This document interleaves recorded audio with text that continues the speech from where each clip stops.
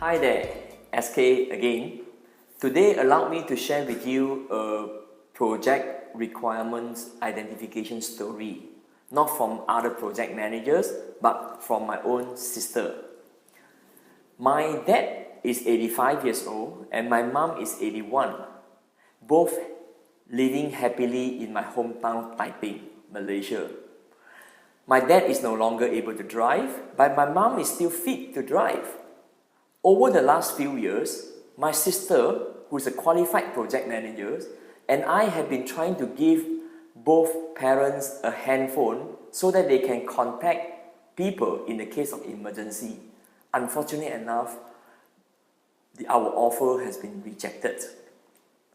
One day, the car broke down and my mom had to search for a handphone to call for rescue. After a long walk, finally she found a phone. My cousin brother came to rescue.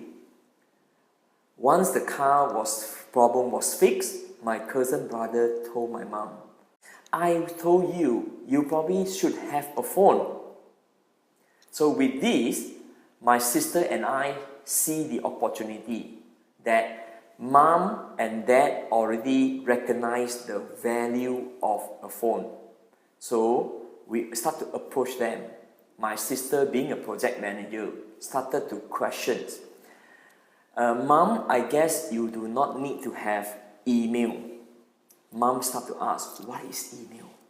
Mom, do you need MMS service? Mom started to respond, what is MMS? So the whole requirement identification exercise took much more longer than my sister anticipations. My dad said, "SK, can you drive me out?" I said, "Sure."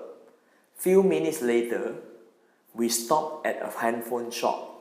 My dad picked up a handphone brochure, came back.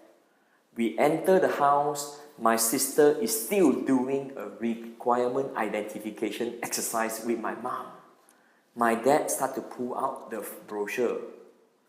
"Are you guys still doing requirement identifications? Here is a phone designed for old people. The shape is exactly what you see is what you get.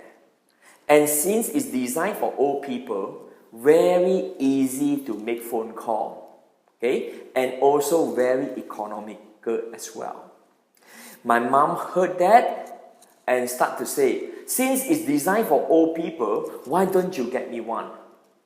So, ladies and gentlemen, the moral of the story is when you are doing a requirement exercise, number one, the end user must see the needs of why this project can benefit them.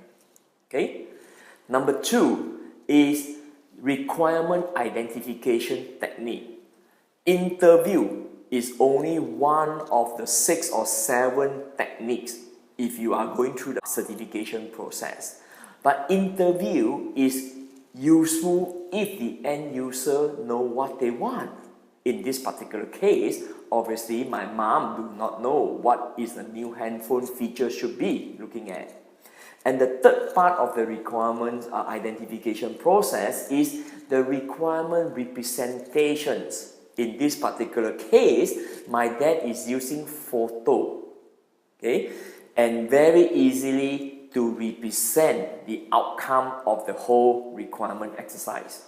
So with these 3 tips, requirement identifications, the end user must see the needs, the identification technique, and the presentation of the requirements.